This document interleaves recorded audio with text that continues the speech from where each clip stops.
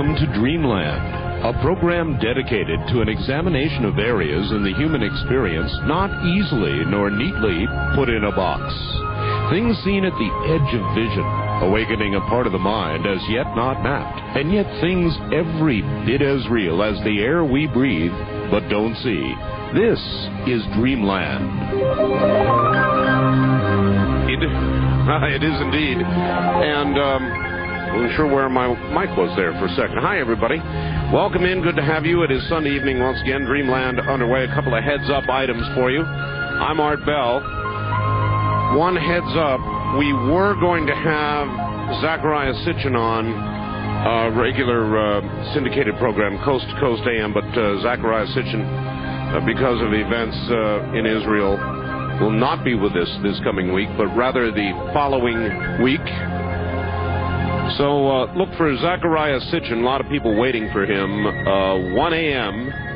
on Thursday morning, the 15th. That'll be on Coast, and I'm looking forward to it.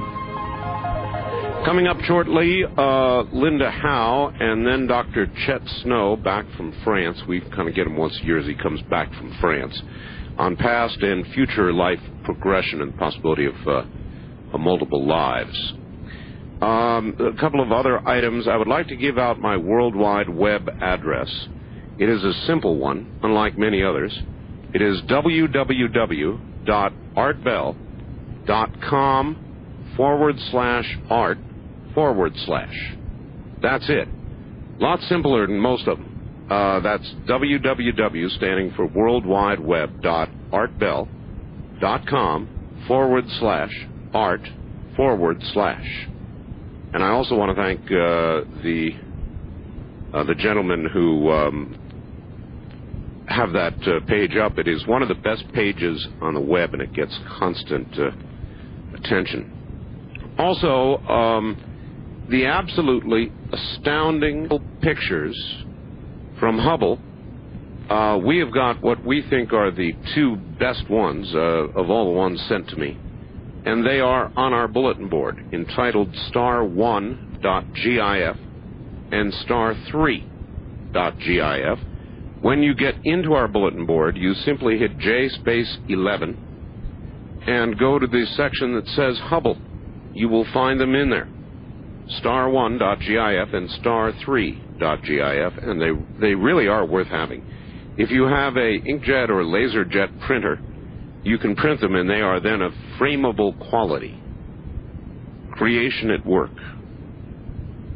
I've got an Associated Press story, and a lot of people, thousands, are seeing a face in the clouds. Of course, it's kind of a cosmic Rorschach test, but a lot of people claim they're seeing the face of Jesus Christ. I haven't seen it yet. I've been looking. Maybe I just haven't seen it the right way. At any rate, tonight's show, in a moment, of course, Emmy Award-winning investigative journalist Linda Howe, who is at home in Philadelphia with what I understand is a fascinating report regarding some new alien footage, Roswell footage, I believe.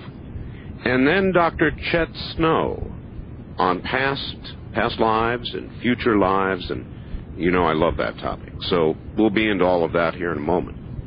If you suffer from headaches, backaches, sports injuries, any kind of discomfort, Philadelphia, and Linda Howe. Hi, Linda. Hi, Art. It's Socorro, not Roswell, according to the cameraman. And a couple of brief updates before I get into the humanoid autopsy footage story. All right. Last Sunday, I interviewed a Red Bluff, California man who watched three strange-looking helicopter-like vehicles fly 50 feet above him and his growling dog. Yes. He said that all he could hear was a slow, whispering, whooshing sound. He made a good little whooshing sound. Right, and it was sort of... That's right. Afterward, I received several calls for 2 or 3 days from pilots who said even new helicopter designs which reduce noise aren't that quiet. So what were those objects? I continue to look forward to anybody's information on that issue. All right. And the Lassen County, California Sheriff's Office called me again about a third mutilated cow found on the Barton Ranch in Susanville. Tall grass that we collected from the first two mutilations a couple of weeks ago has been examined by W.C. Levengood, the biophysicist in Michigan. And Dr. Levengood told me this week that he found the same pattern of biochemical and biophysical changes that he has found in plants from other animal mutilation and crop circle formations that I've reported about on Dreamland for the last 2 years. His hypothesis is that an intense and complex energy was focused at the sites, but the technology and motive are still unknown. All right, well, let's settle something then right now. This seems to me a good way to settle it. You know our two friends over in England with their chains and board, right? Doug and Dave. Doug and Dave. If Doug and Dave were to do their thing with a chain and board, would the kind of changes that Dr. Levengood found be apparent? Absolutely not, he says. He said that the mitochondria changes in the cells would never be affected by simple physical force of feet and boards. Okay, that really is important, Linda. Yes. For people to understand, because, you know, Doug and Dave were only the beginning, and I'm sure that some crop circles have been created by Doug and Dave wannabes. But certainly not all of them, and not worldwide. And not with these biological changes. Yeah, in the cells themselves. Exactly. Well, the humanoid autopsy footage from the alleged May 31st, 1947 UFO crash near Socorro, New Mexico was in the news again, this time in Dusseldorf, Germany. Magazine publisher Michael Hesseman organized a conference last weekend to discuss the controversial story and to screen other Socorro footage and film that is beginning to emerge from a variety of sources. For the first time, an uncut 14-minute version of what is called the Socorro tent footage was shown. Oh, boy. Yeah, and in the audience was Bob Schell, editor of Shutterbug magazine for the past 8 years, and the author of that first report, which we've discussed, that supported this autopsy film as being consistent with 1940s black and white high-speed film. Now, everybody should know Bob Schell, who I interviewed on Coast, did analytical work for the FBI and for a lot of other people. He is not a lightweight. That's right. He's been in photography and doing the magazine for 24 years and editor the last 8 years on Shutterbug. He knows a lot about film and cameras. Right. And yesterday, I interviewed Bob about what he saw at the Dusseldorf conference, including the unedited tent footage. And what you can see is a being that looks similar to the one seen in the autopsy, lying on a table, maybe it's a cot, in a dimly illuminated area, which may be inside of a tent. You can't really tell it's a tent. It's a dark area. There's an emergency lantern hanging directly over the table that the creature's on. There's two people behind the table, and for convenience, I'm just calling them medical technicians because that seems to be what they are. They're wearing white lab coats like a medical technician would wear. And the creature's not moving, at least not visibly moving. I do want to have someone look at this on the computer and see if any chest movement can be detected. Does the head seem the same? Does the size seem the same? The head... it's not very clearly lighted, but the head does appear to be the same kind of a creature. Based on the height of the two people behind the table, just guesstimating height, it looks like this creature is larger than the one we've seen in the autopsy that's out on video. Taller? Longer? Longer, taller, yes, that's right. And do the feet stick out of the feet stick out from the bottom. It's covered by a sheet, or a white piece of cloth anyway.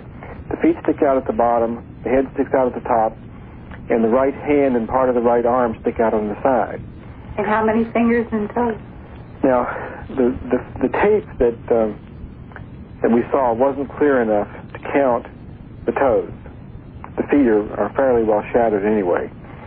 The fingers are hard to see, but I'd say 95% sure that there are 6 of them.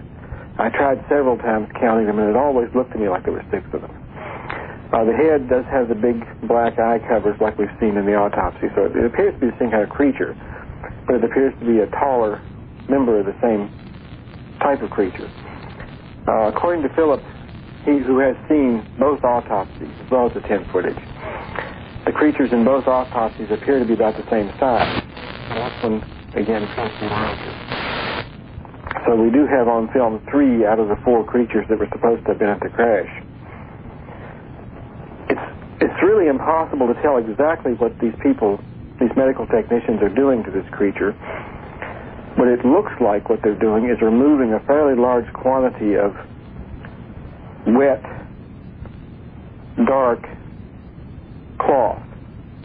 It could be surgical gauze saturated with a dark fluid like blood. It could be some other kind of cloth that's already dark in color.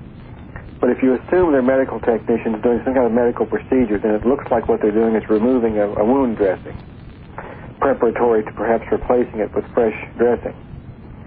And if they are in fact removing a wound dressing, as saturated as the material appears to be from the way it flops around when they lift it up, I'd say that the creature had lost a considerable amount of fluid. But this is really speculation because we really don't know exactly what they're doing. It's just an impression of what they're doing. The other piece of film that surfaced at Dusseldorf that I did see, because it surfaced the day I was there, is some film that was brought to Dusseldorf by an Italian man by the name of Bongiovanni. Mr. Bongiovanni received this film from a friend of his in Brazil, and this film shows a crashed disc-type flying saucer on top of a military flatbed truck. Wendell Steves, who was at the conference, said that this was a standard issue military flatbed from the 40s, and that the bed of the truck measures 40 feet long, in which case the saucer is about half, the diameter of the saucer is about half the length of the trailer, which means the saucer is roughly 20 feet in diameter. The first sequence on this film shows the saucer on the back of the truck being supported vertically by some scaffolding. Second sequence shows it inside of a hangar, and again Wendell says the hangar has every resemblance to being a hangar at Wright-Patterson from his days of being there. And the third part of the sequence shows some large object being hoisted out from inside the saucer by chains. And this large, strange-looking object is identified as the power plant of the saucer. All I can say about this film is that it looks good in the sense that if it's a fake, it's an extremely well done fake. Mr. Bongiovanni says that he can get the original film. What he had with him in Dusseldorf was a videotape made from the film. And if he can in fact get the original film, then we can go to work on verification of it also. Can you give a little bit more detail on the object that is on the film? Is it lens-shaped, egg-shaped? What is the shape and color? It's the traditional saucer-shaped flying saucer, the one that looks like 2 saucers placed together. It's very shiny metal. It's a black and white film, so we can't tell color. But it's very shiny metal. It is smashed in on one side, apparently from impact. It has a rip in the surface skin on it also. Can you see anything hanging out of where it's ripped? The area where it's smashed in, you can see quite clearly the internal structure, which is a lattice work of what look like metal I-beams. The I-beams look like they're probably similar to the I-beams we've seen in Santilli's film in the debris sequence.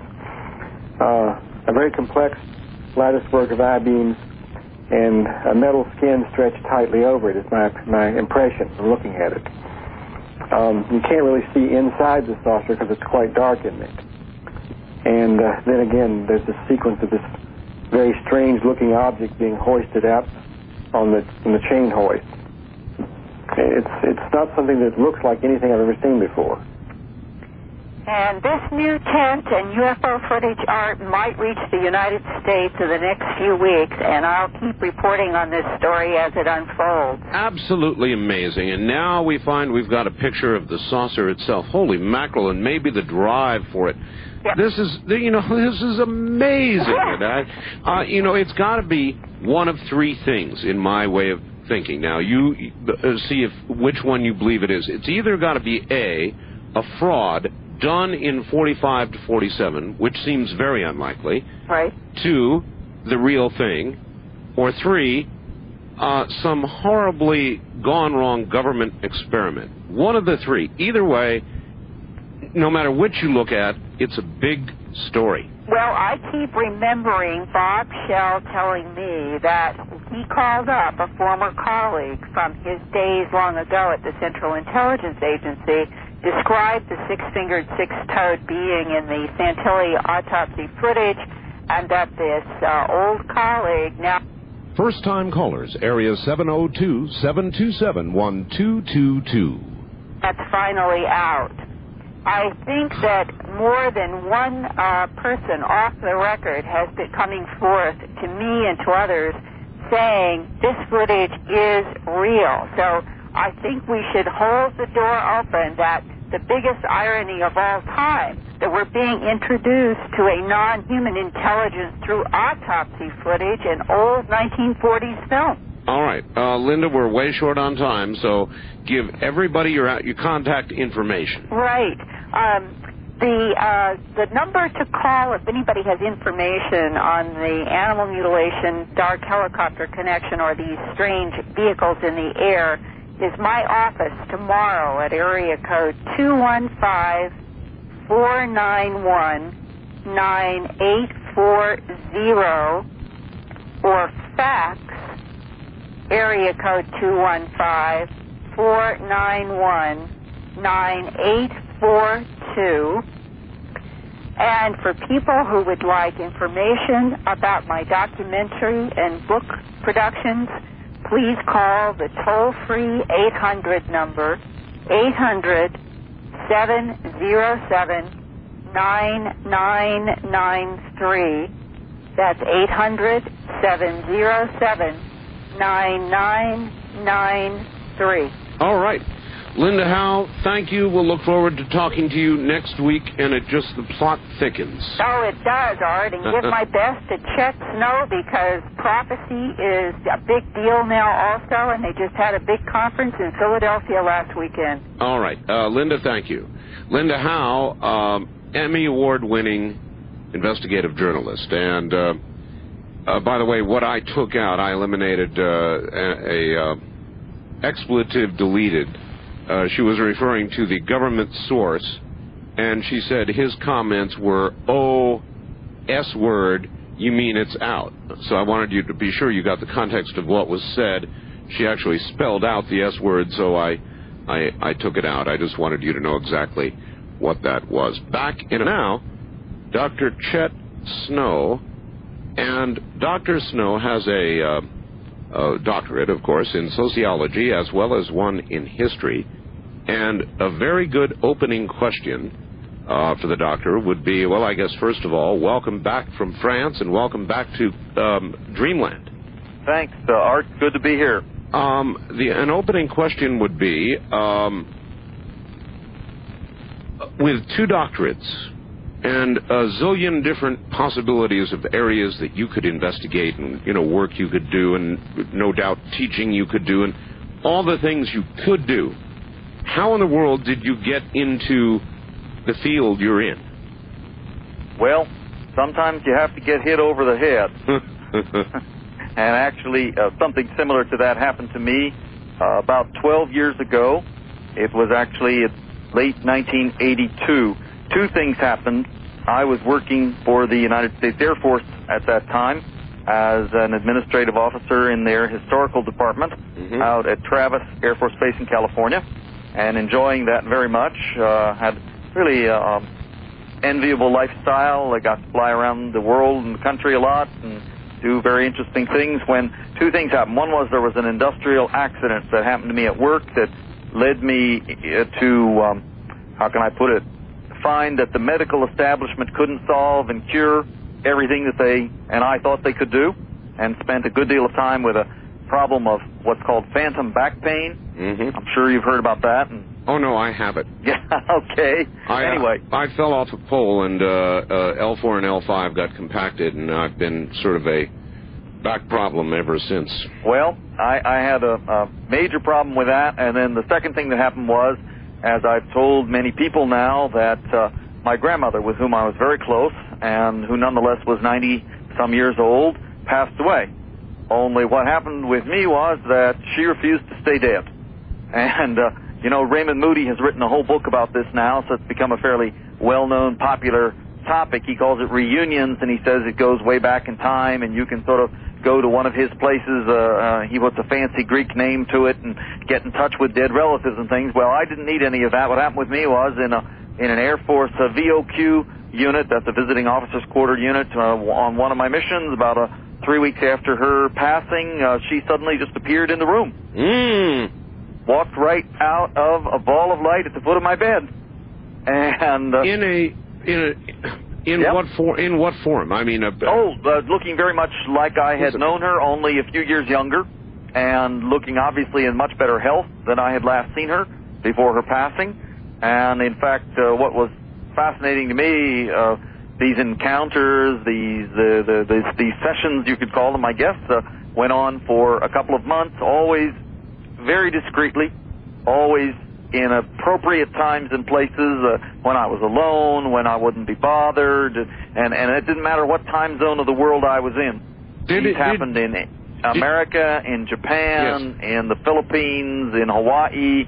I can't even remember how many different places, but always at an appropriate moment for me, and in each time she had something personal to tell me, something that was interesting in a family kind of way.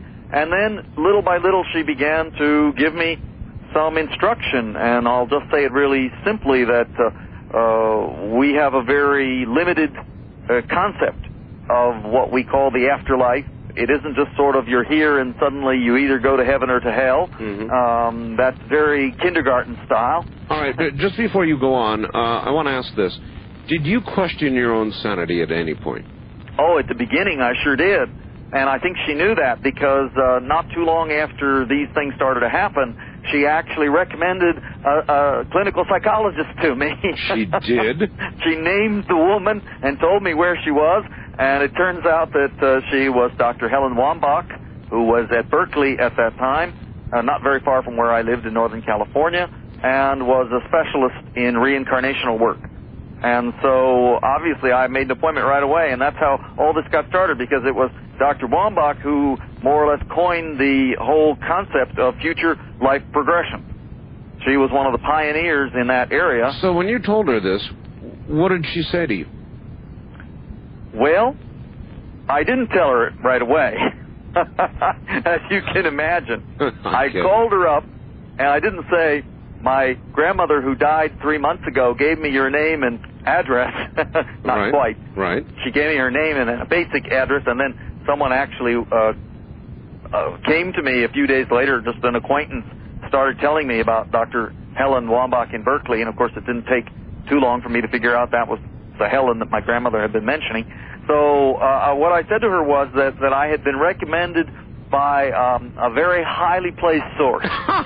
I remember that very well. Highly placed source. And Helen Wambach had a wonderful sense of humor, because later when I told her the whole story, of course, she laughed and remembered that first situation. Yeah, I'll bet. So you sort of snuck up on it with her. I snuck up on it with her, and in fact what happened was she suggested to me, I told her that I was having some problems in my career, and this back injury was bothering me, and that I wanted to know more about her work, and also that I had been recommended to her. She had been recommended to me, I should say.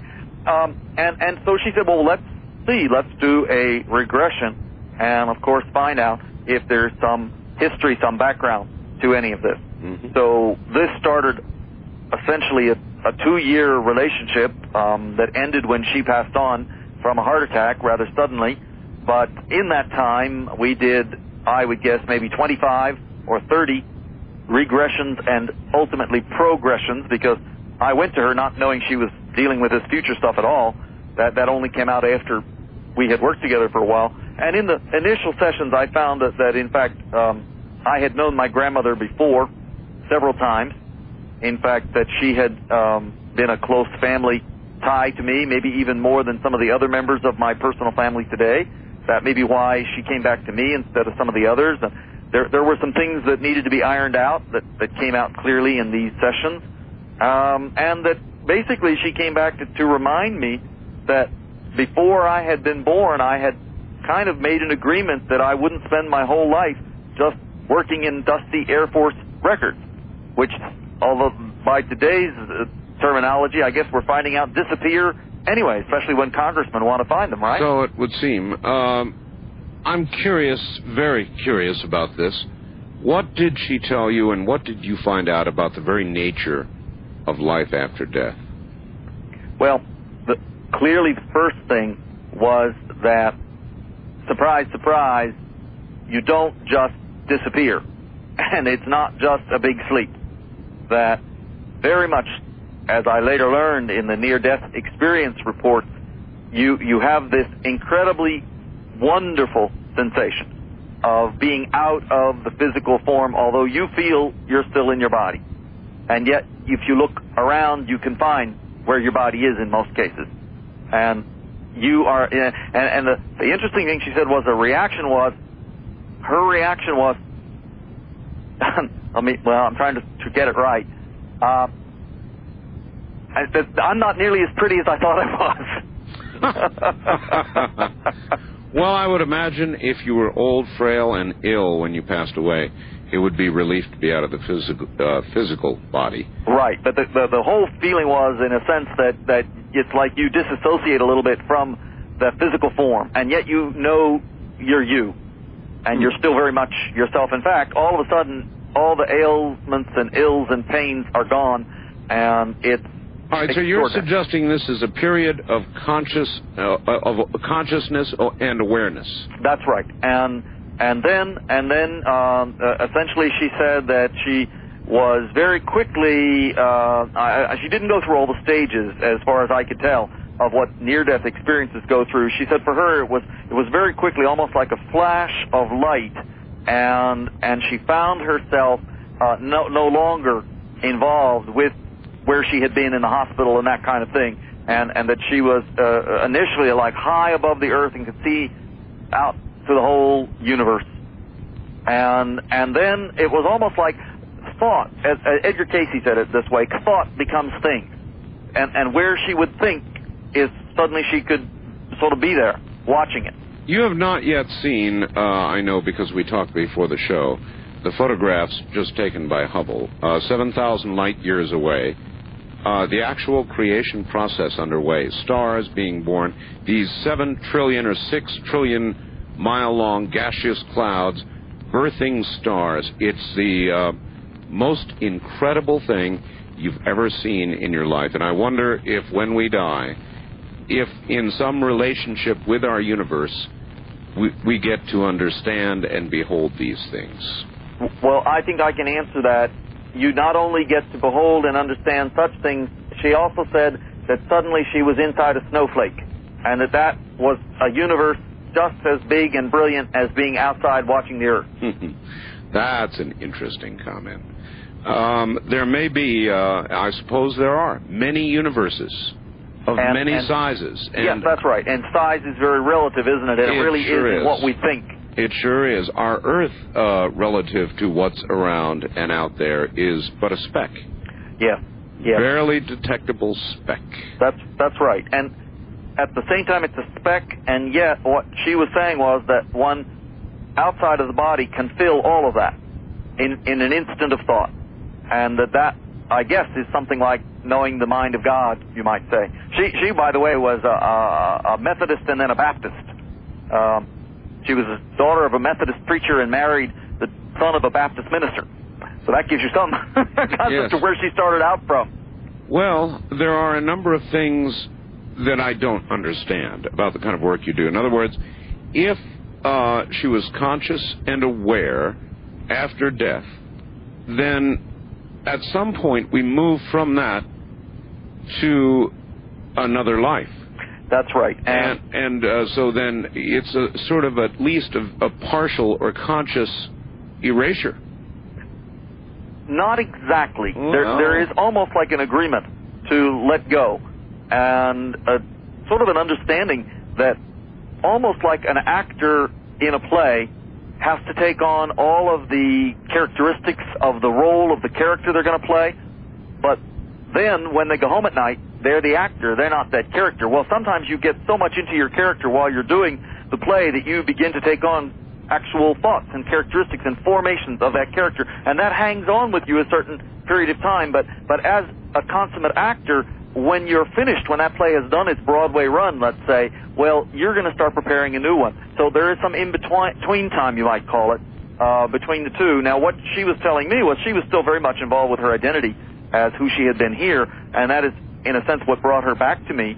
I guess she thought of me. I had been thinking very strongly of her after her passing, and essentially she wanted to let me know that, first of all, that she was fine and she was all right. And this is one of the things that loved ones often need to know. And a lot of communication, more or less, is really for this purpose. All right, what I want you to do, we're going to take a quick break here, but when we come back, what I would like to know is how you are so sure, so positive, that experience you had with your grandmother was, in fact, your grandmother and not some unknown segment of your own mind settling out with itself, so to speak. So anyway, we'll be back in just a moment. You're listening to Dr. Chet Snow on Dreamland. I once had a cat. This is going to sound stupid to a lot of people. I don't care. I once had a cat named Yesu. Yesu was my closest friend. And Yesu died in my arms. And there are times when I have felt this cat's presence around me. Now, I have no way of knowing, really, whether this presence that I feel are the memories kept alive in my mind and the longing that I still feel for this pet of mine that I was so close to. And so, Dr. Snow, I'm going to ask you, in essence, the same question with regard to your grandmother.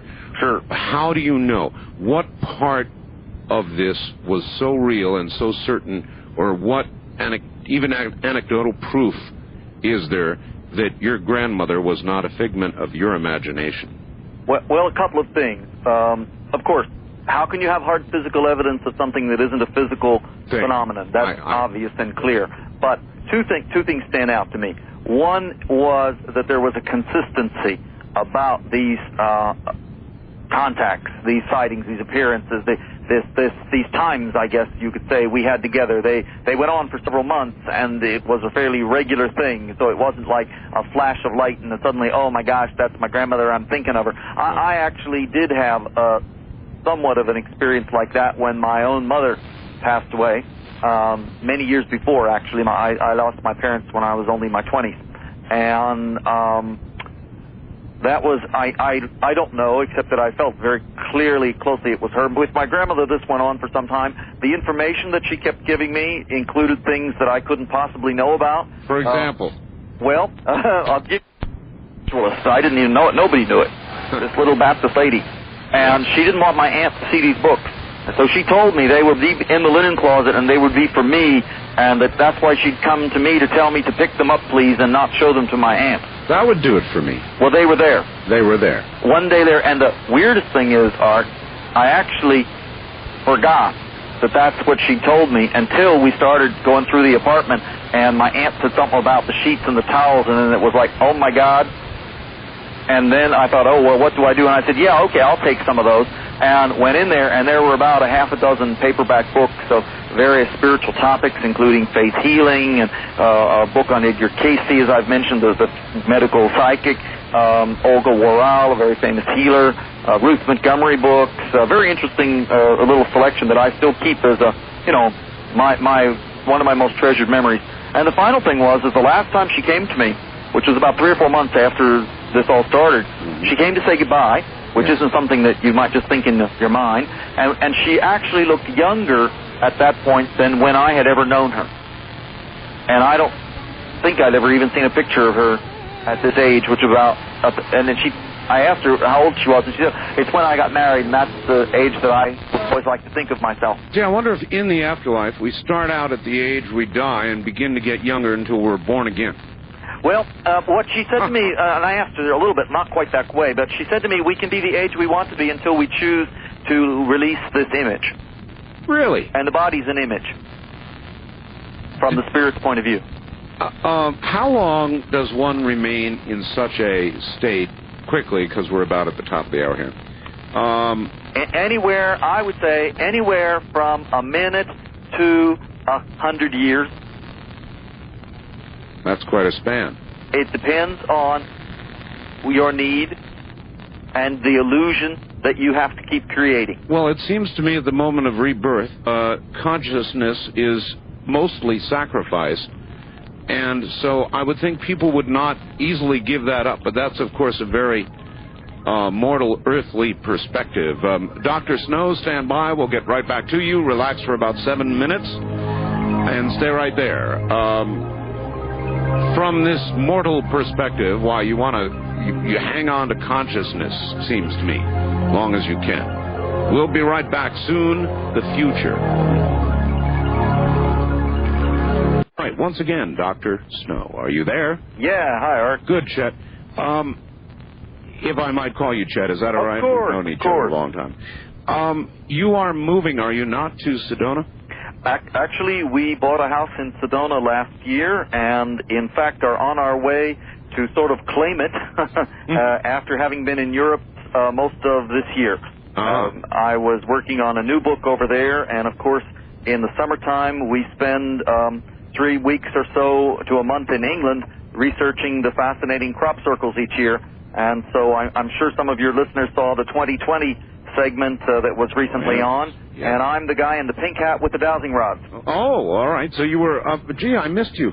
And I did see that. I'm going to have to go back and review it. Well, if you have a video, go back and look for the guy in the pink hat, and I have dowsing rods, and I'm going through it with my dowsing rods. They cut out the interview. They only interviewed Richard Andrews and a couple of the biggies that were there, of course, that's more or less full-time for them. But we always spend some time there, and we're very happy to show some of those in the various lectures and seminars that I give around the country, because I find that this is truly one of the great mysteries, and to me it actually has a very spiritual content to it. I'm very interested in the nature of time. Now, one of the things you have researched is future lives. That's right. It is possible, in other words, to take somebody into a hypnotic state and progress them into some life they have yet to live, correct? That's right. That is the consciousness aspect of it. All of this, of course, is in my book, Mass Dreams of the Future, which I wrote and using some of the techniques from Helen Wambach, whom I was talking about earlier, and which we'll put in the address a little later. We have available, and would love to have people get in touch with. It's quite a reference book, because it not only goes into the future life progressions of both individuals and groups and talks about the farther ahead future, like 100 years from now or 300 years from now, but it has a whole section on what are the ancient prophecies about the near-term future. One of future we're going into. A very good, that's what I want to talk about. A very good friend of mine is Gordon Michael Scallion. Right, and I know Gordon Michael also, GMS as he likes to be called. Yes, he sent me a special bulletin last week, which is truly frightening. The Ring of Fire right now is absolutely alive. We've got 6 or more active volcanoes, earthquakes all over the place. Gordon Michael Scallion seems to feel the final cycle may have begun. Now, that will result, as you well know, if you know GMS, in massive earth changes. And I would think that through the process of future life progression, one might get a look at the kind of thing that Gordon is talking about, and so that is the question. What do you know? Well, actually, the whole first chapter of Mass Dreams of the Future, as any of my readers that are listening to you know, talks in some detail about those experiences that seem to start around 1996 with a major set of events in 1998 to the year 2000, and then actually some that continue on after the year 2000 up till around the time of 2012.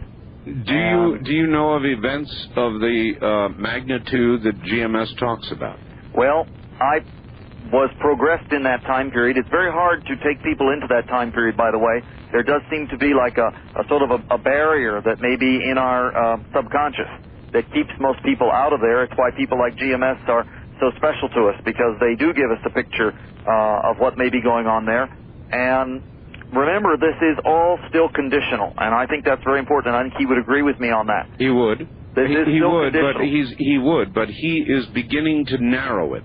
Yes, I've heard that. I haven't been in touch with him since we've been back. We've only been in this country about 2 weeks. We literally came back for the Prophecy Conference in Philadelphia.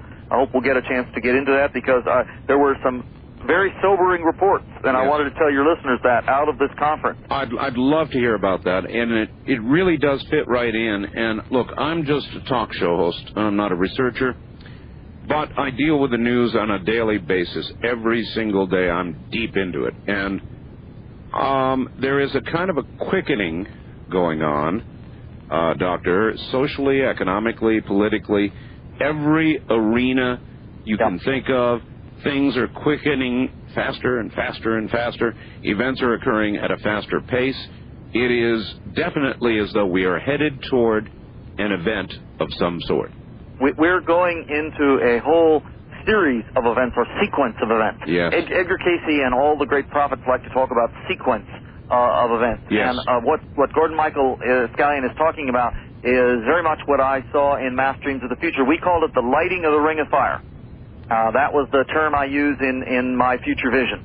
And it does have to do with these volcanoes, and there are a lot more going off under the water than are above the water, and we're just getting more information on that. There's been a new island sighted off of the Tonga area in Southwest Pacific. That's right. I heard about that. And there's been some that haven't formed islands yet, because they're more the oozing type, but they actually saw that there were like thousands of these off of the west coast of South America.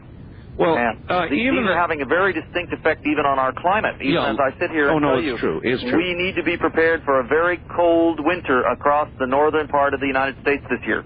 The number of hurricanes this year, Gordon forecasts those. Gordon, unfortunately, from my way of thinking, is hitting it right on the money, disturbingly on the money. The eruption, or threatened eruption of Etna, for example, and Vesuvius, for example. Right. I saw CBS report on Vesuvius. That there's new earth tremors around Vesuvius, and that is very, very important, because in the sequence of events, if Vesuvius goes before there's significant earthquakes in Japan, it will mean almost like a jump start. And I would think that that's even more serious than the worst case scenarios that I have seen with people. That normally the sequence begins with India, interestingly enough, goes through Japan, almost ricochets around the world toward Vesuvius, and then Martinique, and then North America, and particularly the upper northwest coast of America and the Los Angeles area, those two places, Washington State and Los Angeles. That is nearly identical to the GMS predictions. Now, well, it's why we get along so well, because I was seeing these dreams back in the 80s, and then he got involved in the same thing and was seeing them again without having ever seen my work, I'm sure. We've talked about this. These independent corroborations are, well, they're a little scary, I agree. All right. You went to the Prophecy Conference. Here, I suppose, we had a gathering of those who say they are prophets and have visions. What came from that? Well, this was called together by Lynn and Lori Toy. Lori Toy has been a channel and who worked with the I Am America map. Oh, yes, I've interviewed her. Okay, and so she called this together. There were, I believe, 12 of us. Probably the most important person there was Danny and Brinkley, who's had several near-death experiences, and others, Tuita, who works with, she calls it the Ashtar Command, Norma Milanovic, who's well-known in her work, and also myself and some others. So I think, and a couple of people from the Native American tradition, Robert Ghostwolf out from the West Coast. What I felt was the most serious thing that came out of the conference was that the prophets are saying, wake up to the world.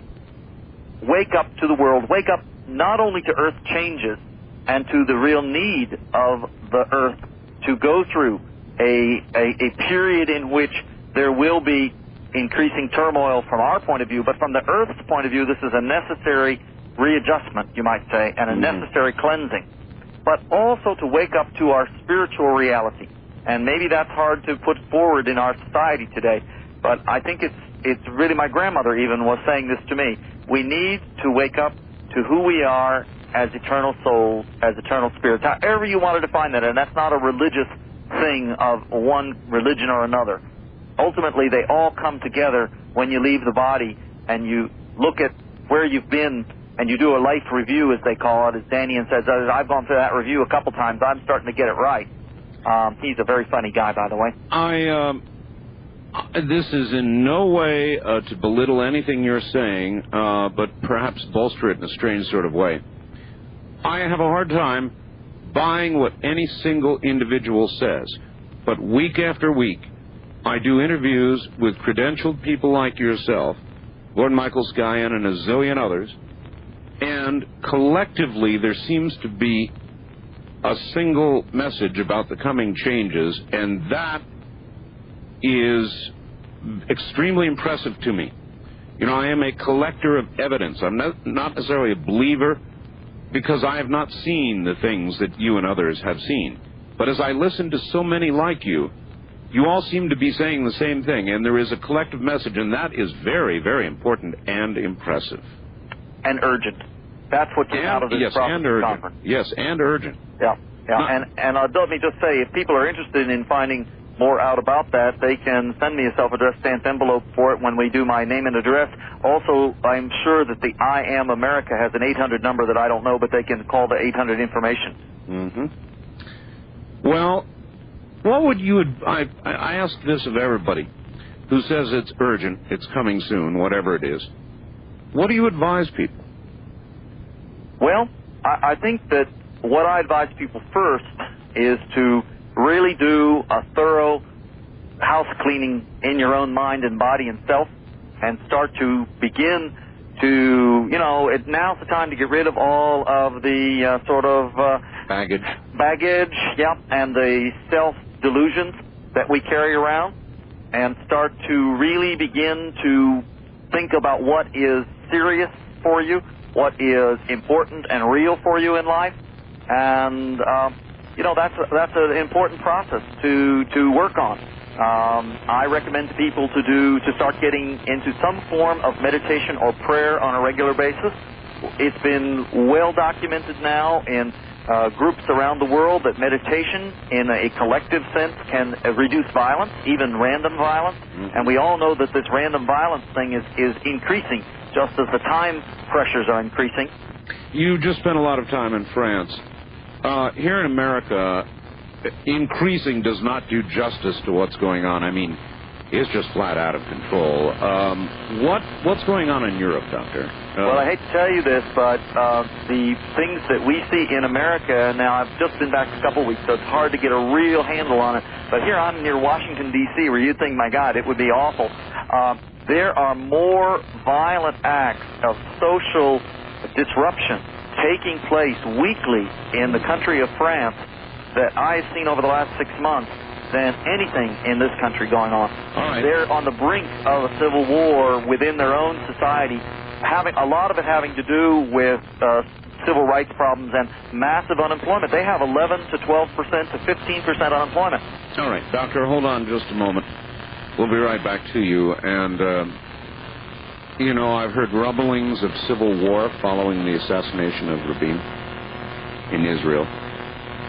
And that was an interesting answer. I am a keen observer of what's going on in this country. I flipped on the local news before I came in to the show tonight. And it was a triple murder, I think, and a double murder, and another murder.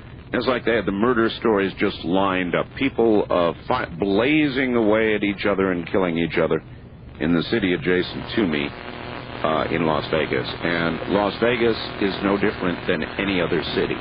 Look around you, folks. It definitely is quickening. Many of you health-conscious folks are familiar with antioxidants and their amazing health benefits. Now, vitamin C is probably the most famous of these. UCLA scientists found that antioxidant vitamin C can help avoid cancers, strokes, heart attacks, increase life expectancy an average of 5 years. We've got North American Trading's offer in 799. Back now with Dr. Snow. Whether it's France then or the U.S. you're looking at, it is well to be calling for people to meditate and people to get spiritually together and all the rest of it. But if I were to be a dispassionate judge of whether it's going the good way or the bad way right now, I'm sorry, Dr. Snow, but clearly it's going the wrong way. In other words, if our behavior is going to either lead us to the path of the gigantic changes or avoid them because of our spiritualism, we're doomed. Well, doomed is not the right word in any case. And I certainly don't believe that it's doom. And as I say, having had the experiences I've had not only with my grandmother, but now with working with literally thousands of individuals in both the future progressions and their past life regressions, I've come to realize that this is not the end of the world, no matter what. Well, no, perhaps not. It may well change our civilization. Yes, that's very likely. Well, if you look I say in my book, three ways are likely to go the way of the dodo. Doctor, if you look at your book or Laurie Toy's map or Gordon Michael Scallion's map, you can say it's not the end. But for millions, if not billions of people, it will be the end. It will be a transition, Art. Very important distinction. Well, these now, I realize from a purely materialist point of view that may be how it's seen by some people. But the truth is, from my point of view, and that's what I'm trying to get across to people, that we are much more than any one life or any one body. And all of the great spiritual teachers have taught us this. You know, it was written out of Christianity, but that was several hundred years after Jesus walked the earth. So you're saying that's an important point. At one point, Christianity embraced the idea of rebirth, correct? Human rebirth. Human right. rebirth. Not transmigration, not going into animals or anything, but human rebirth. When was that specifically written out of Christianity? It was specifically written out in 500 and something at a council that took place in Constantinople, where the emperor was very much also the leader of the church, and he was influenced by his wife, who had been a prostitute and had killed a whole bunch of people to get her way into power. And she didn't want the idea that she might have to come back and, in the light of Christian teachings, own up to what she had done. So she said, nope, that's the doctrine is that you can be saved on your deathbed as long as you believe in Jesus and say, I'm saved, that's it, and declare it to a priest. And so that is what they declared. The interesting thing is that the Roman Catholic bishop, or the Roman bishop, was in jail, and he never signed the document. So it's a kind of funny thing. In the Vatican, they know this, but they don't put it out publicly. Sort of like the 16th Amendment, which a lot of people say never was ratified. All right, Dr. Snow, stay right there. Break time, bottom of the hour. From an area very near Dreamland, this is Dreamland.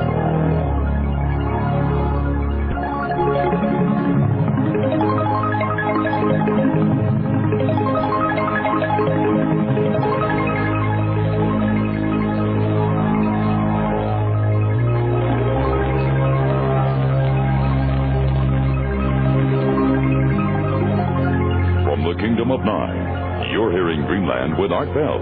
To participate in the program, call toll-free 1-800-618-8255. 1-800-618-8255. First-time callers, area code 702-727-1222. Or the wildcard line at 702-727-1295. This is the CBC Radio Network. It is indeed Dreamland underway.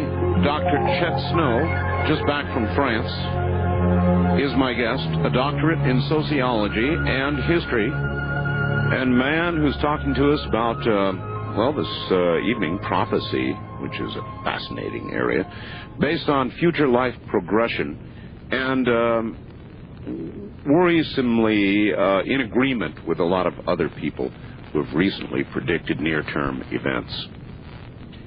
And we'll get back to them in just a second. GMX water conditioning, magnetic water conditioning. Only ones with copies right now. Call 1-800-4060-GMX. That's 1-800-40 to Dr. Chet Snow. Doctor, are you there? I sure am. All right. Before we go to the phones, which we must soon do, I've got a couple of facts questions from Jody in Hawaii. If people can reincarnate and grow in each life, can they reach the stage where they do not have to reincarnate and can retain their consciousness, literally becoming immortals in a sense? We go through cycles. The human cycle is one of parts of much larger cycles, apparently, and the answer to that is yes, people do reach a stage that they have a choice about reincarnating in the earth plane as human beings or not.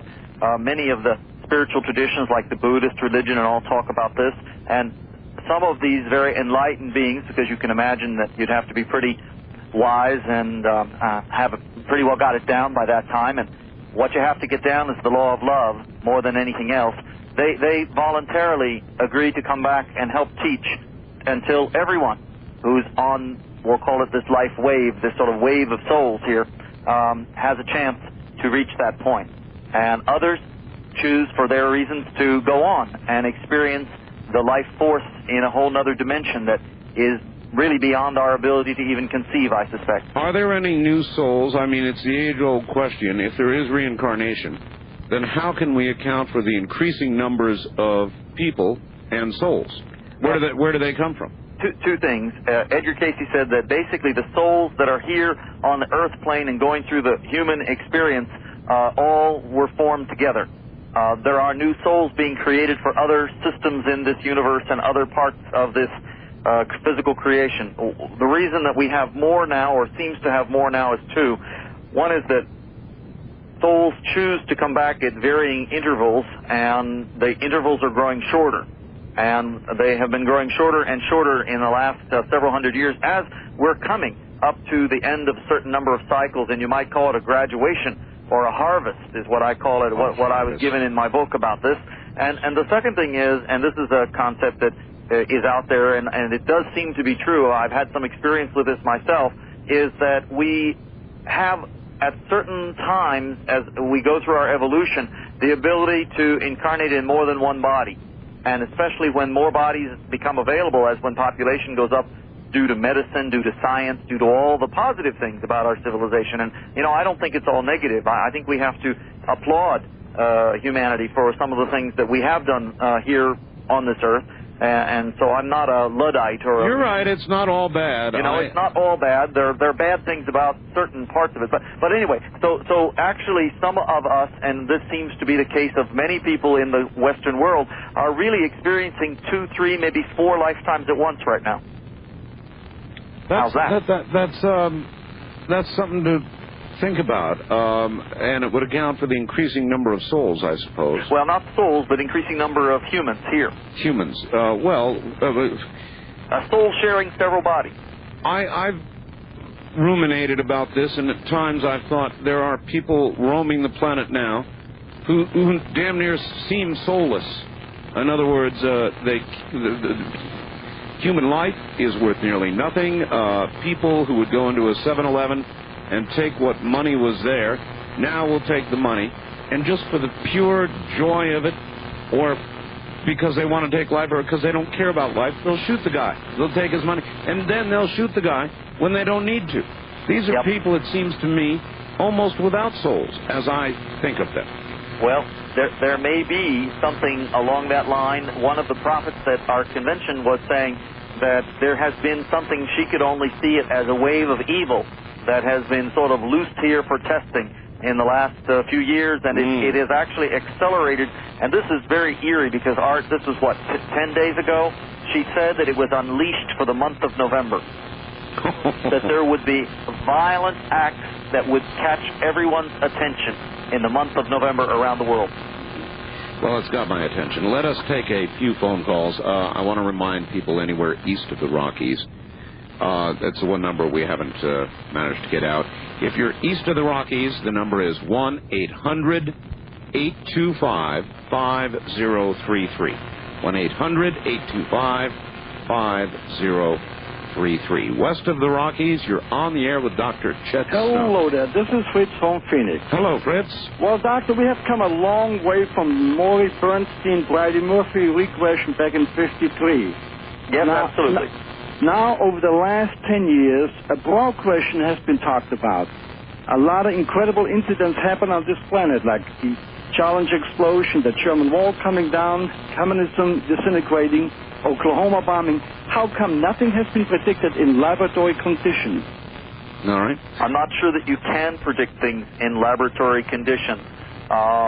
The way the unconscious works, the way that our mind works, the person has to have two things going on. You have to have a certain detachment from what's happening, and the mind has to be kept interested. What about this psychomantium business? Well, Dr. Moody's work with the psychomantium isn't laboratory conditions either, but what it is it's creating a space in which someone can get in touch with people who have gone on, who've made their transition. But it is closer to a controlled experiment. Yes, I suppose so, in that he has put together a certain number of physical attributes to, like, certain things in a room and a chair placed at a certain angle. Exactly. And is getting pretty good success with this. But my grandmother didn't wait for all that. She came on her own time. I suppose your experience settled your mind, didn't it? Well, in terms of that, and then not just that experience, but a whole series of experiences since then. As I say, working with literally thousands of either individual clients or in the progression seminars that I do around the world, and I've been doing this now for almost 10 years, of these seminars, trying to help people to get in touch with that part of themselves and actually taking like a Gallup poll of the subconscious. That's what Mass Dreams of the Future is all about. Was your grandmother a ghost? No, because she was following through the normal process. A ghost is someone who gets stuck, and actually their soul may have gone on, but the energy is like, think of it like a tape loop that keeps playing and playing and playing and playing. Oh, isn't that interesting? That comment is really particularly interesting because of the facts I've got here. And somebody said exactly that. That is our life, or could it be something like a tape loop, endlessly playing again and again and again forever? Well, that's what a ghost gets into, and one can help the energy to dissipate, and I do that kind of work privately occasionally. It's not really what I'm known for or seek to be known for, but there are sometimes when these energies, you can move into a house, for example, and it's going on there, and it has nothing to do with you, and so, you need to have that released. But the real thing about our lives is it's not like they're just a tape loop, they're a spiral. Are these things that we know as ghosts, are they the souls, are they actual souls that are trapped or confused, or is it sort of a reflection of what was that won't go away? More the second than the first, although there are a few cases that the person's emotions and were so disturbed by what they went through in their life that actually a part of their, let's call it their life force, has remained. It's stuck in a place. East of the Rockies, you're on the air with Dr. Snow. Hi. Hi, this is Jeremiah from Evans, Colorado. Yes. I got a couple questions for your guest. I'd like to know what his feelings are about chronic deja vu and what his beliefs are about extreme visions of the future. All right.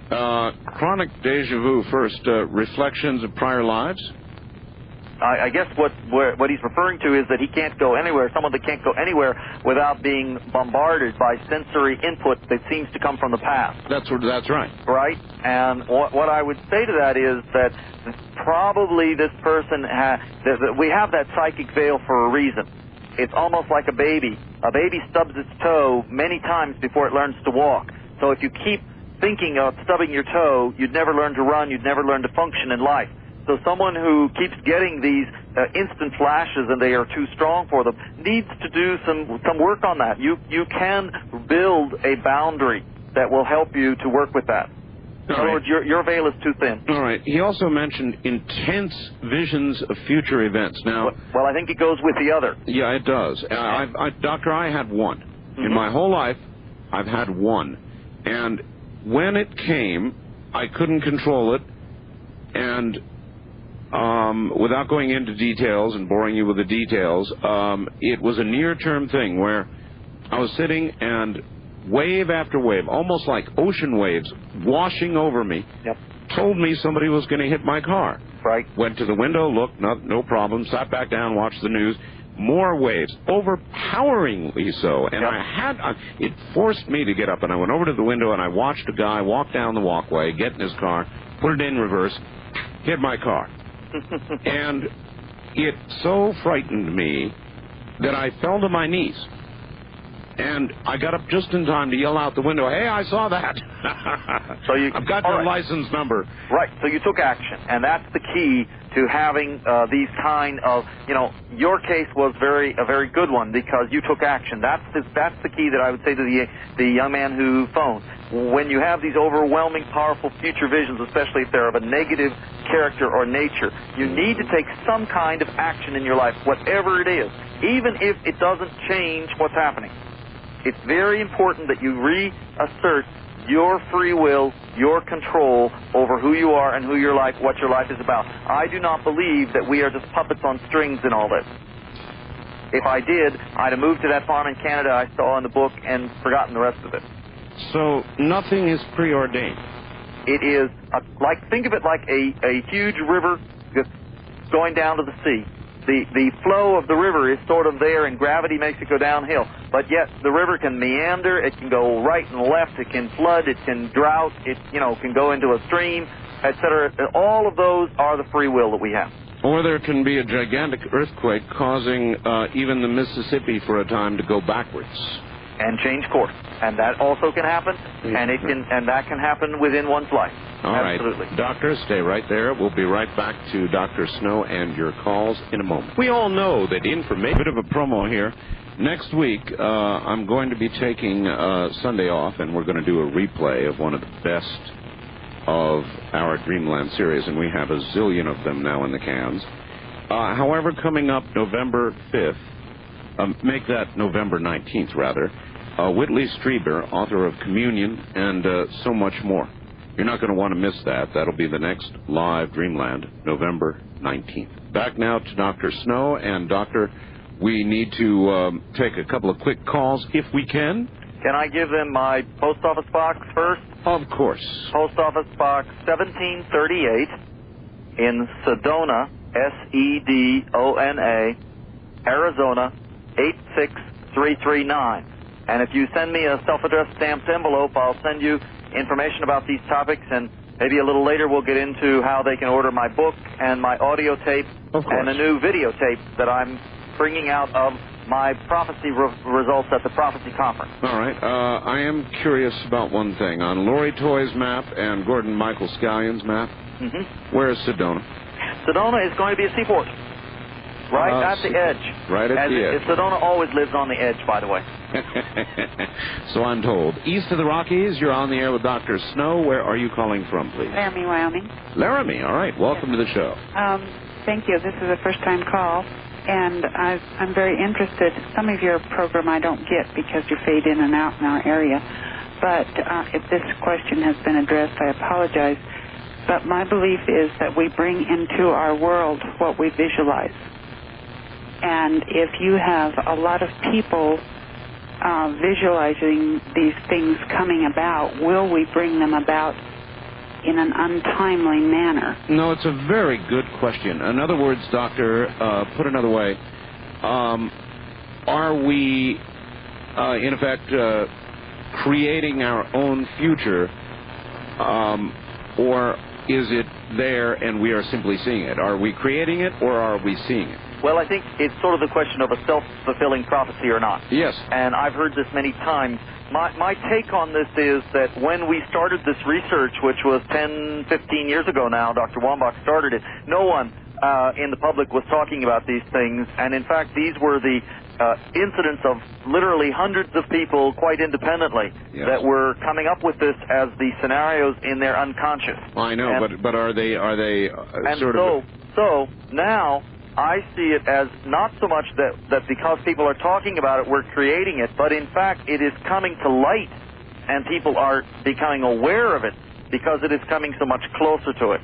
I personally feel that it's very important to look ahead so that you get a glimpse of what might be, and then you can make choices that are informed choices. See, I believe in information.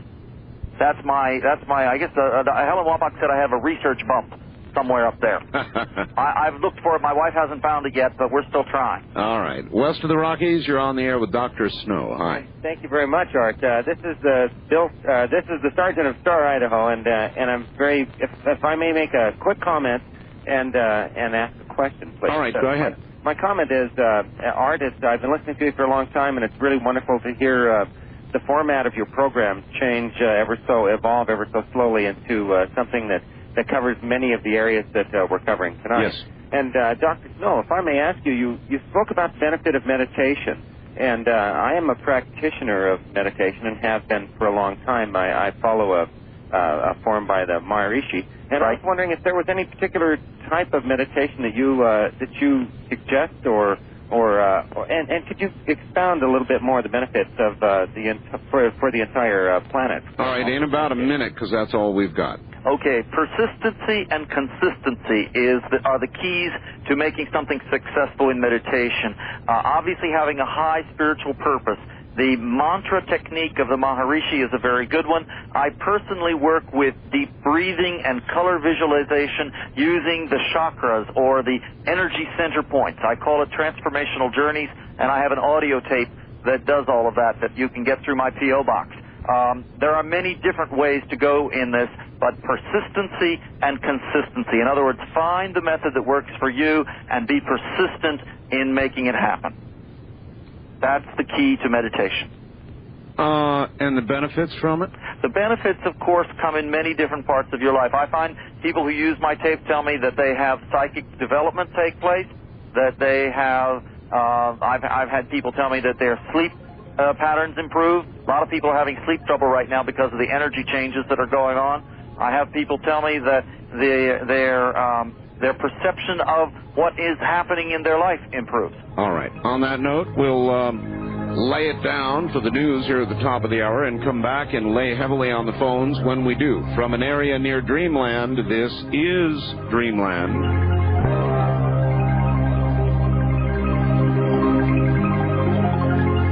From the Kingdom of Nye, we continue with your calls on Dreamland with Art Bell. Call Art now, toll-free at 1-800-618-8255. 1-800-618-TALK.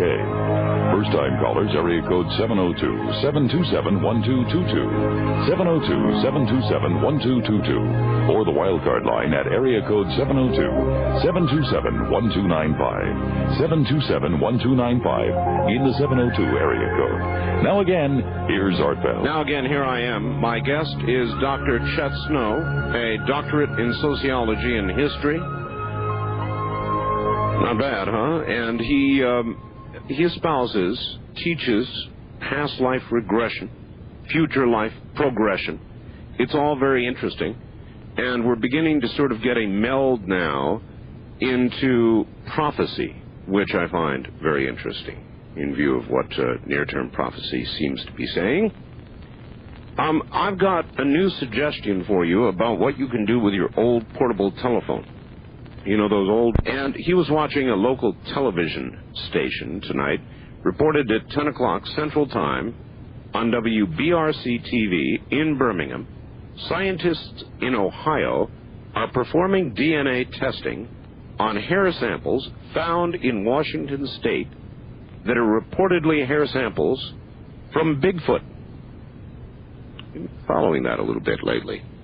So they've actually got some hair samples, and they're looking at them. All right, back now to Dr. Snow. Are you there, Doctor? Yes, sir. Okay, good. There is a fellow named Bob up in Washington, KVI listener, who writes the following. Might as well give you the rough one first.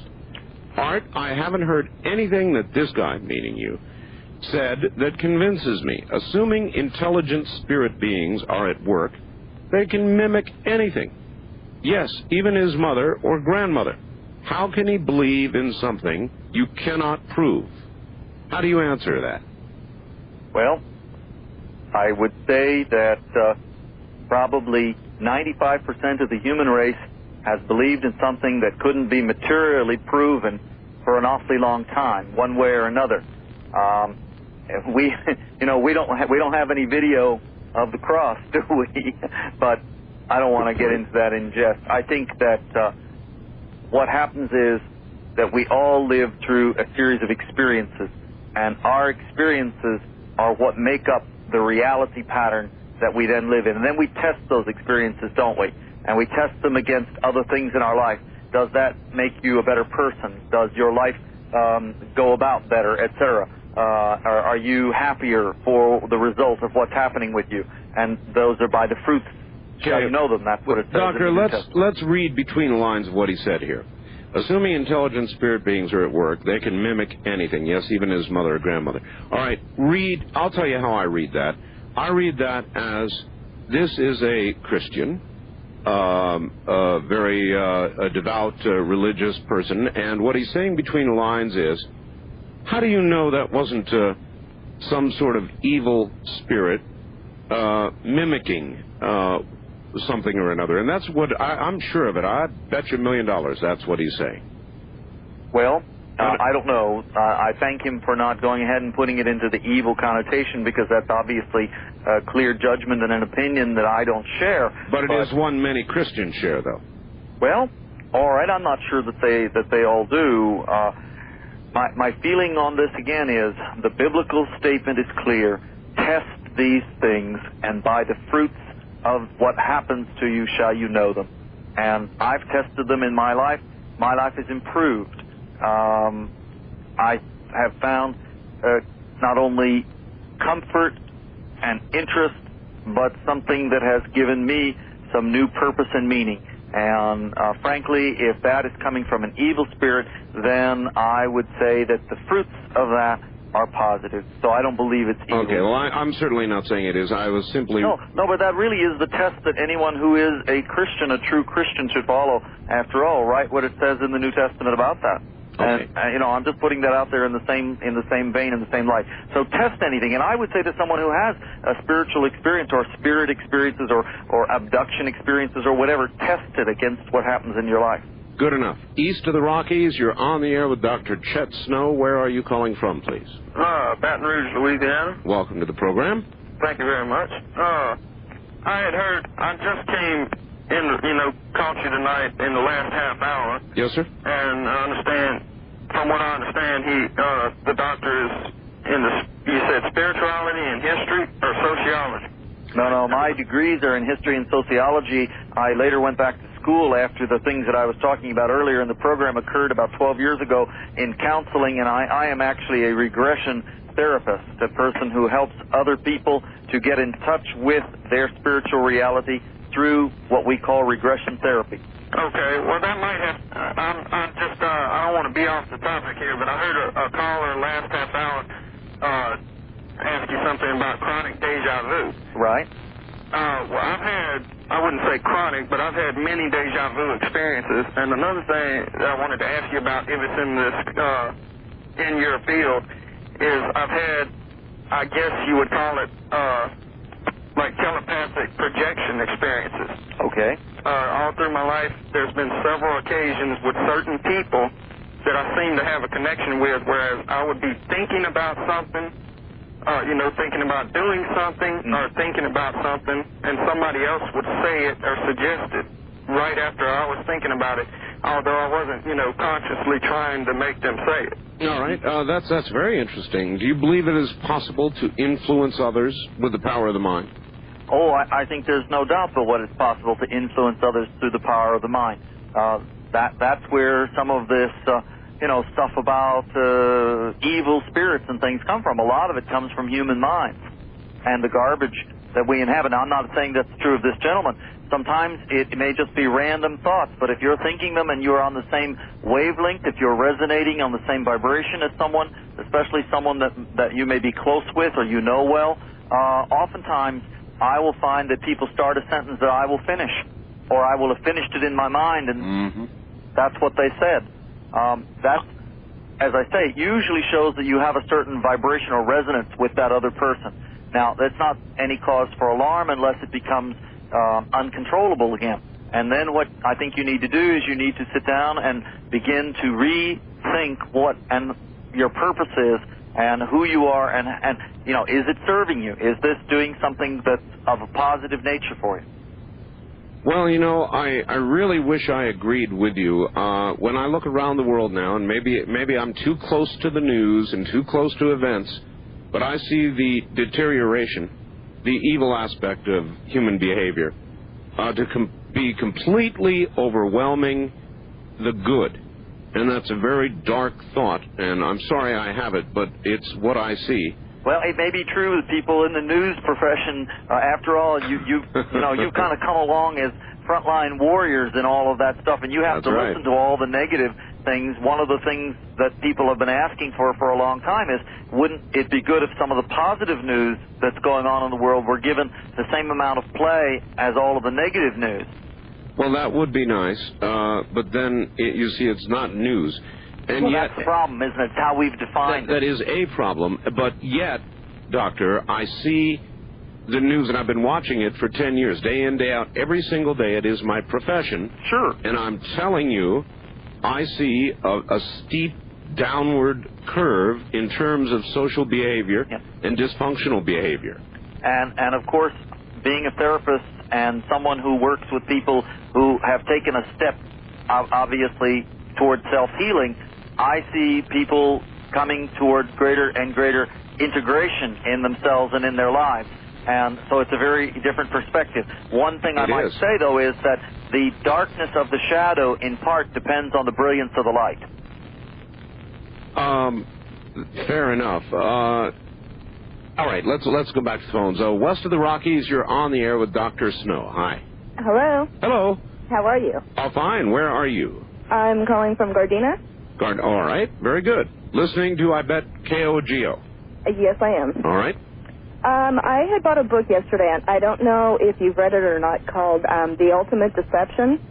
I have to admit I've not. Nope. No. Oh, very interesting book. Everybody should definitely read this book.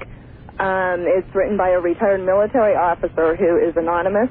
Mm-hmm. And I was listening to your Coast to Coast program on KBC. I believe it was either Thursday or Friday. In Los Angeles, yes. Yes, and you were talking about the eruptions of Mount Pelée and Mount Vesuvius. Yes.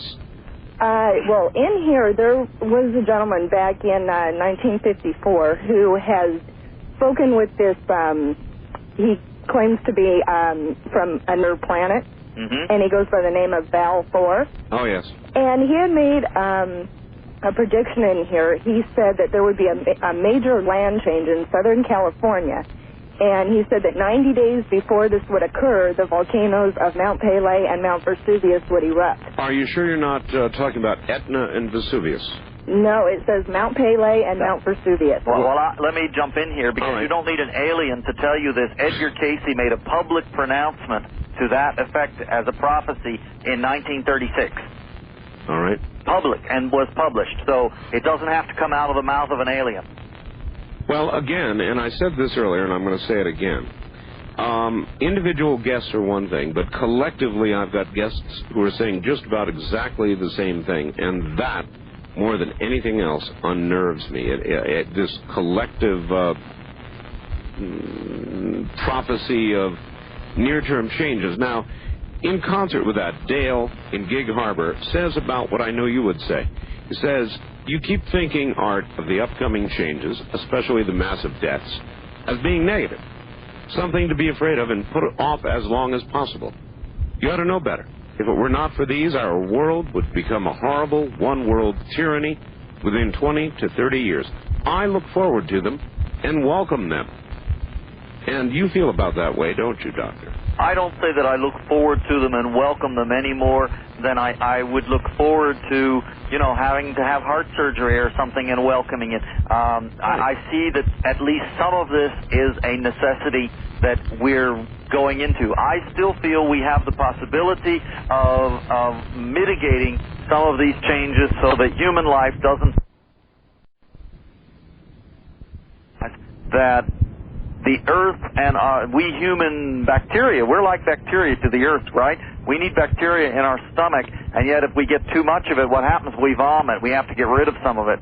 So, not to say that everybody is like that, but there's something about that in terms of the Earth itself, and I think we're coming to realize that we can't just keep going. It will not just be bigger, better, use more resources and let technology solve it all. There are limits to these things, and we're coming near those limits. You and many others put it in such a way that it's palatable. But to me, the message is, and people really should understand what you're saying when you're talking about these changes, it will mean millions of people dying. It will mean land masses literally disappearing, perhaps new ones forming, earth changes of a magnitude. I mean, you attach nice words to it, but I guess I look at it in a very human, pragmatic, non-spiritual way, and I see mass death. Well, I think that if from a purely materialist point of view, that there's something to what you say, and I won't argue against it. I am very much a pragmatist and a researcher and an information seeker. I guess I was looking into these things, as I say, 10, 12 years ago when this started to go on in my own life. And my feeling about that, though, is that these are things that are coming, but they don't have to come in the worst-case scenario. So if I can help people to adjust even to the saving of one life, I will feel mine wasn't in vain. Do you recall your use of the word harvesting? Yes, I do. It's in my book, Mass Dreams of the Future. That was actually given to me in one of the sessions by what I'll call a spiritual being. I really don't know who it was. It might have been one of those deceivers that fellow that you feel was from the Christian right was talking about. Well, it might have been an ultimate deception. I don't know. But that was what I was told, that we're going through a graduation or harvesting period. All right. Could you substitute rapture? Well, some people feel that, yes. That's another word. We have lots of these words. We want to put words on things. There's a whole talk of what is called the photon belt now, and are going through a new kind of part of space and consciousness that's going to make time accelerate even more than it does today, to the point that everything will sort of be all light or all darkness or all stop. Well, the same thing without the words was being developed in the 60s, and Dr. Wambach was receiving this kind of information in the 70s, and again, in Mass Dreams of the Future, we go into discussion of that. So these are not new concepts. They've been around. All right, Doctor, hold it right there. We'll be right back to you. Hey, you don't have to put up with it. I know a lot of you do, but you don't have to. What am I talking about? Hard water. Hard water spots on glassware, windows in your car. That crusty ring in your Chet Snow back. Doctor, you've got a bunch of videotapes and a book and all the rest of it, so tell them how to get it. All right. My post office box is 1738 in Sedona, Arizona, 86339. My book is $18. The Transformational Journeys audio tape is $12. The two of them together, $28. Post-paid, all arrangements and everything taken care of. Right. And anyone who wants information, please send me a self-addressed stamped envelope. I'll send you information about these topics and also about our Association of Past Life Therapists around the United States. Plus, I have a new prophecy video which will be coming out in December, and anyone interested in that, please also send me a self-addressed stamped envelope, and I will send you information as soon as we have it. I don't have a price list on the video, but for the book and the tape, the two of them together, $28, give you a couple dollars off. Individually, the book is $18. Mass Dreams of the Future, and the tape Transformational Journeys, which goes into all of these meditation techniques and includes a future progression experience that you can do in your own home for $12. All to box 1738, Sedona, Arizona, 86339, and make checks payable to Dr. Chet, C-H-E-T, Snow, just like what you ski on. All right. All right. Get that out of the way. I want to come back just for a second, Art, because I think one of the things that you're kind of dancing around and other people on this is, are there any solutions? That's the real crux of the matter here. Are there any solutions to this? Well, I don't know if there are any physical solutions Doctor, to Earth changes. We're at the bottom of the hour, and so we'll be right back, and I'll let you answer it. For my part, in the old days, you remember the high and mighty? The point of no return? I think it's been passed. But that's the dark side. We'll be back.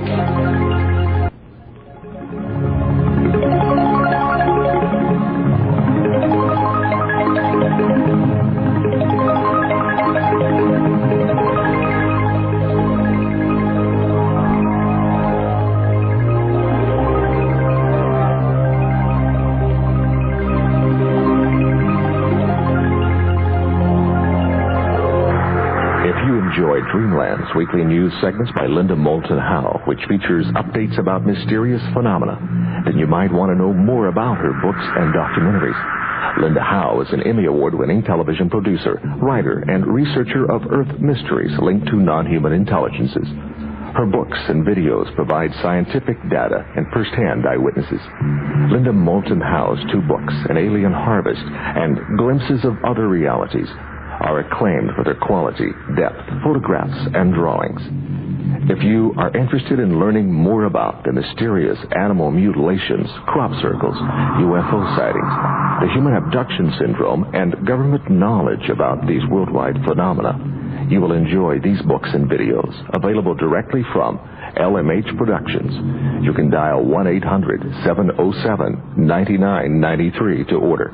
That's 1-800-707-9993. All right, let me stay in my cynical mode for a moment. There was a movie that I saw when I was very young called The High and Mighty. And it was a particularly well-done drama about an airplane crossing the Atlantic. These were prop planes, and these were the days when you had so much fuel on board.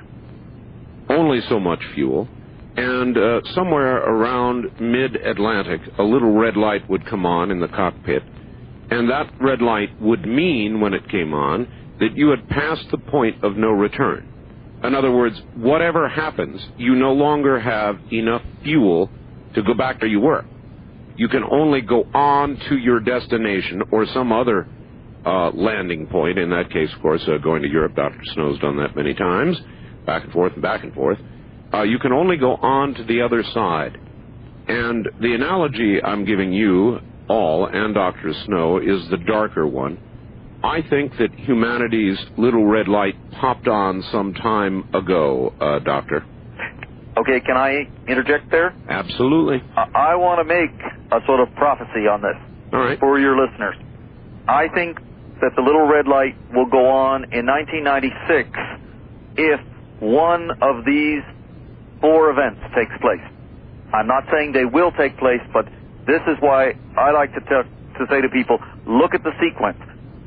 If there is a major earthquake in India or near India, if the Pope dies or has an incapacitating stroke that he is no longer in charge of the Roman Catholic Church, if the right wing takes over the government in Israel, or if the Islamic fundamentalists take over the government in Turkey, if one of those 4 things happen, Art, I agree with you.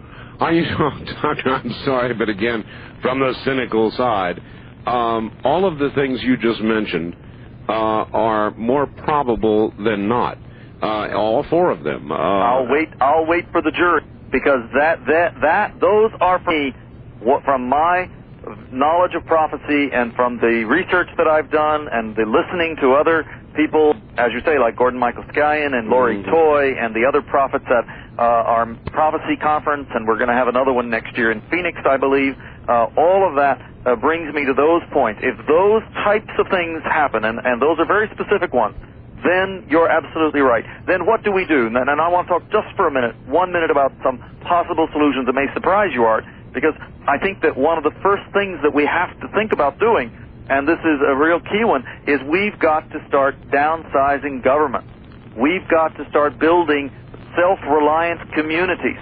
We've got to start learning from native peoples, and finally, and this is maybe my part, we've got to start doing collective spiritual work. May surprise you, or maybe not, that I absolutely agree with you. And it can only be done one person at a time. And I'm doing my own part. I'm trying to be as independent as possible. I've been doing this now for some time. Absolutely. And however, my observation remains unchanged. I think the little red light already went on. I think the course is clear. East of the Rockies, you're on the air with Dr. Chet Snow. Hi. Yeah, I was wanting to ask you about this. Turn your radio off, first of all. Okay, hold on. All right, well, everybody's got to do that right away, so I have your radio handy. We have a delay, and otherwise it will confuse you. All right, where are you, sir? Okay, I'm in Roswell, New Mexico. Roswell, all right.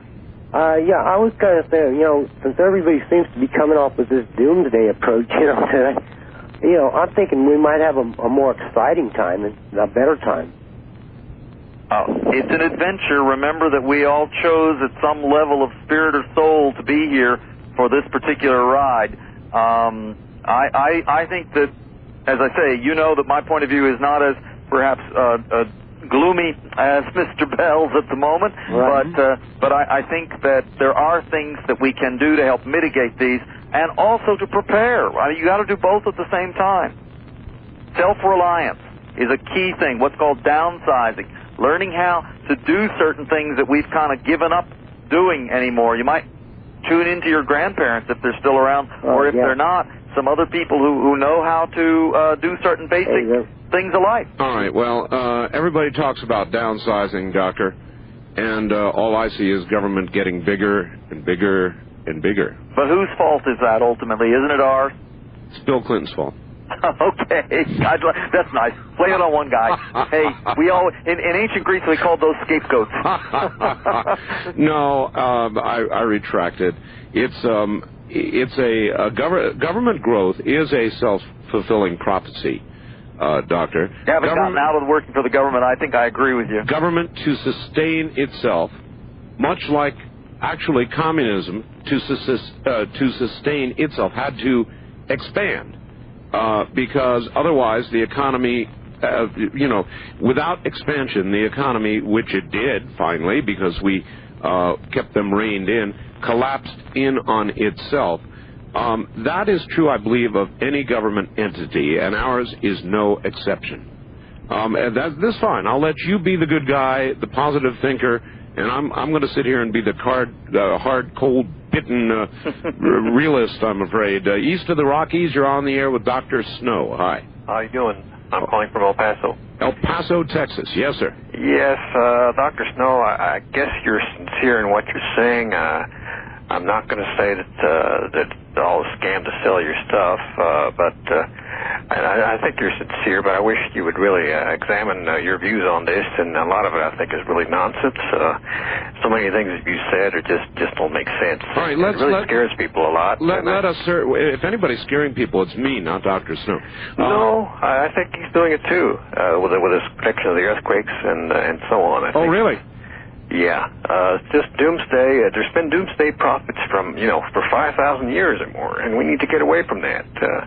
I'd like to ask is there a deadline, and I'd ask you this, of all these prophets, is there a deadline after which these predictions will not take place, and will they come back and apologize to everyone and say, well, we're sorry that these predictions were wrong, like, December 31, 1995. Well, he is not saying that they're absolute. So I doubt that you would get that from him, although he did give us a date. Doctor, you said in 96 to 98. That's correct. As far as these were the visions that were given that I had 12, 15 years ago, whenever that was, in 1983 and 84, I also had them out the mid-1990s and seeing the great weather changes and the weather going to the extremes. The main talk of political things had to do with the Yugoslavian Civil War. I also saw some things having to do with what I was calling the Soviet Union that don't seem to be taking place. So I think that in any case, these scenarios are being seen by more than one person. None of it is 100% accurate. I would be, the last person to say that it is written in stone or in concrete.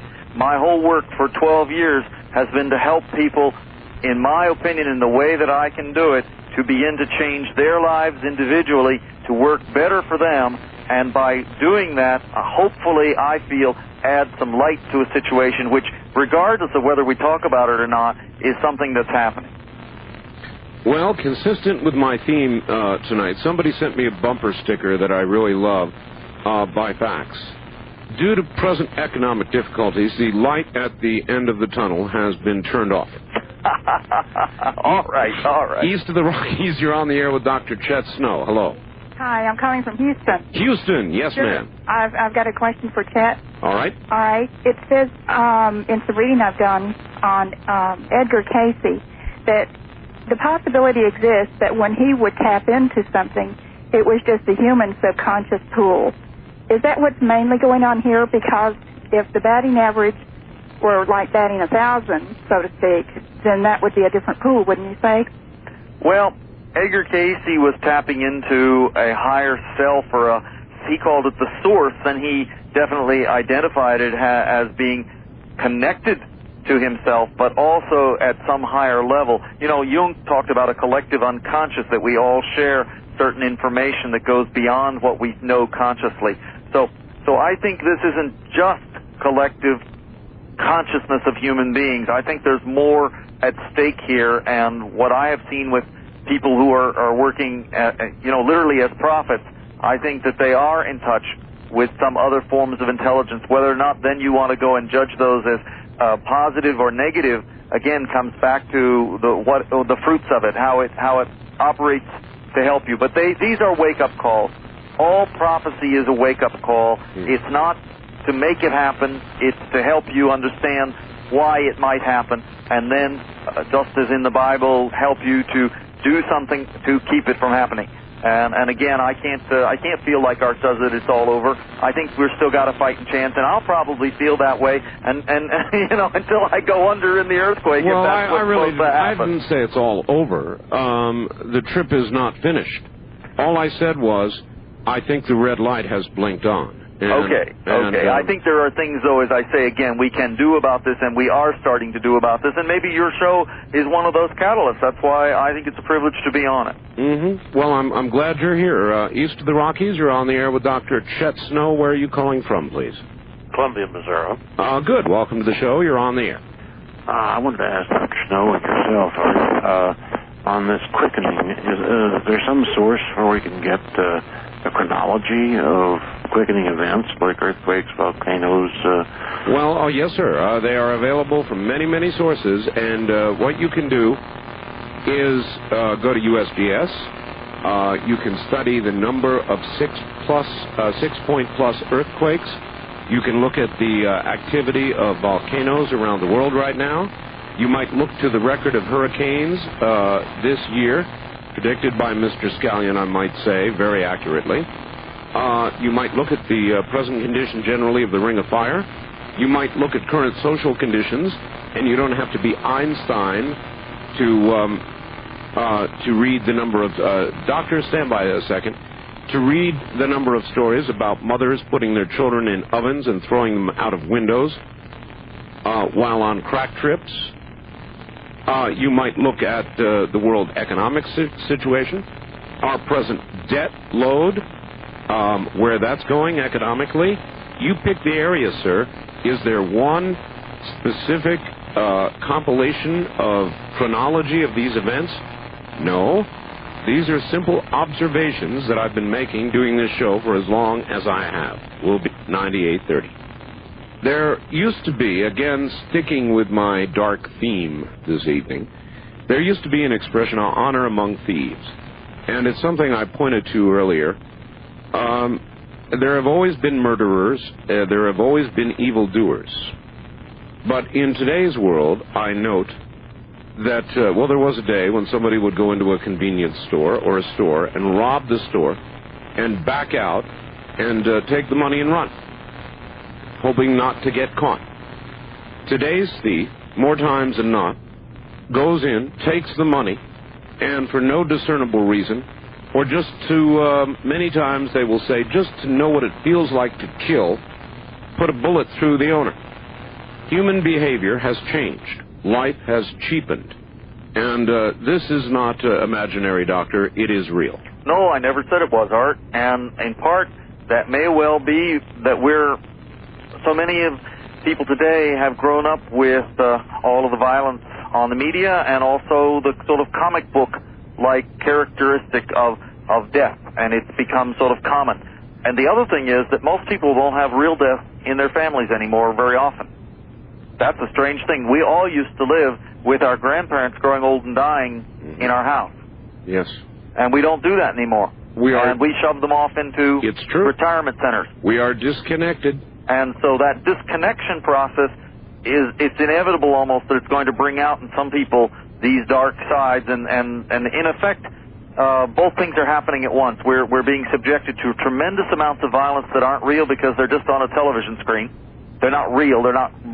How many people see real blood? It's not a pleasant sight when you're really in it. I agree entirely with that. It is true. All right, back to the lines east of the Rockies. You're on the air with Dr. Snow. Hi. Hi, Art. This is Dave from Cape Coral, Florida. How you doing? Hi, Dave. Cape Coral, Florida. Get good and close to your phone. Okay. I was wondering if you could tell us, I've heard stories that Abraham Lincoln foresaw his own death and that Lincoln and Kennedy's assassinations and deaths had a lot of similarities. Can you tell us anything about that? All right. Do a lot of people foresee their own death? Oftentimes, people of that kind of stature, Lincoln was a very spiritual man and had a lot of connections, and he did have a vision, apparently. The interesting thing is he didn't really recognize himself in the vision. And again, I would say that he didn't take any particular action on it. So he was given what you might be called a warning, and he didn't do anything. And therefore, he went ahead in the line of fate or destiny or whatever, took him down the road that he went. His death and Kennedy's had some similarities, of course, in their effect on the country. The fact that they were both elected in an even year, the 1860 and 1960, they're 100 years apart, in other words, and that both of them were very contested within their own party before they were first elected. So, and they had, as I say, a tremendous impact in their life, and then particularly in the fact of their death. All right. West of the Rockies, you're on the air with Dr. Snow. Hi. Hi, this is Jim calling from Portland, Oregon. Hi, Jim. Yes, I'd like to say to your guest, I think he's very wrong about ghosts. Okay. In what sense? Well, I have the luxury to wander the spirit realms when I sleep, so I get to see what's going on in the spirit world. And these spirit worlds coexist with physical places on the earth, and I see the spirits there. And they are conscious, living entities. They're not some kind of recording. Or image of an entity, rather a soul. Yeah, actually, the spirit world on the earth is very organized. Well, I believe, if I remember correctly, Dr. Snow said there are both, and I've had several people say that. Correct. Do you want to reaffirm that? Yes, correct. I was not saying that all spirits are simply recordings. I was saying that the ones that we perceive of as being ghosts are those that, in a sense, it's something that gets stuck. I do not believe, however, that getting stuck then takes the entire life spiritual energy of the individual and keeps that individual there forever and ever, type of thing. The main force goes on into the light and then on from there, but part of it is remaining, and then we see that like a tape loop, as I said. All right. One quick call, I think. That's all we're going to have time for. First-time caller line, you're on the air with Dr. Snow. Yeah, how you doing? I'm doing fine, sir. I got one thing for you, Dr. Snow. You know, he uses parts of the Bible. I'm a born-again Christian myself, and when he talked about testing the spirits, you know, he needs to go on. It says, try the spirits to see if they are of God, for many false, prophets have gone out. But I have no problem with that. Well, okay, and for the end times, if people would look to the Bible, even Matthew 24, and even in 2 Timothy, for all right, we don't Bible quote, but I'm not perhaps of his political or religious persuasion entirely, but yes, I have studied all of that. It is in my book, Mastering to the Future.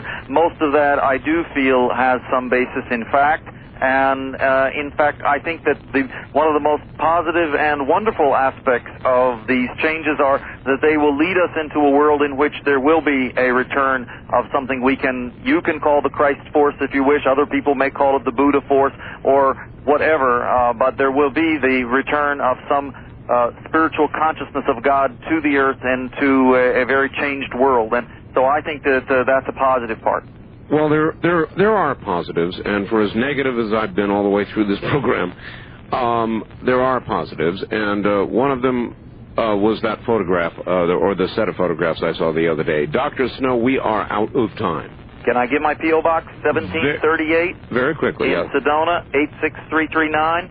The book is called Mass Dreams of the Future, and the tape is Transformational Journey. Send me a self-addressed stamped envelope if you want information. Thank you very much. Thank you, and good night. I would say one of the better evidences of creation that I have seen are the two photographs taken courtesy of Hubble. Paid for Hubble all the way, as far as I'm concerned. We do have them available for download. It's free. Absolutely free. Call our bulletin board service if you like it. Area code 702-727-1709. See what you say. See what you see is what I meant to say. It's kind of like a galaxy-wide Rorschach test. From the high desert, ladies and gentlemen, good night. This has been Dreamland, a program dedicated to an examination of areas in the human experience not easily nor neatly put in a box. Things seen at the edge of vision, awakening a part of the mind as yet not mapped. Yet things every bit as real as the air we breathe but don't see. Please join us again next week at this time for Dreamland.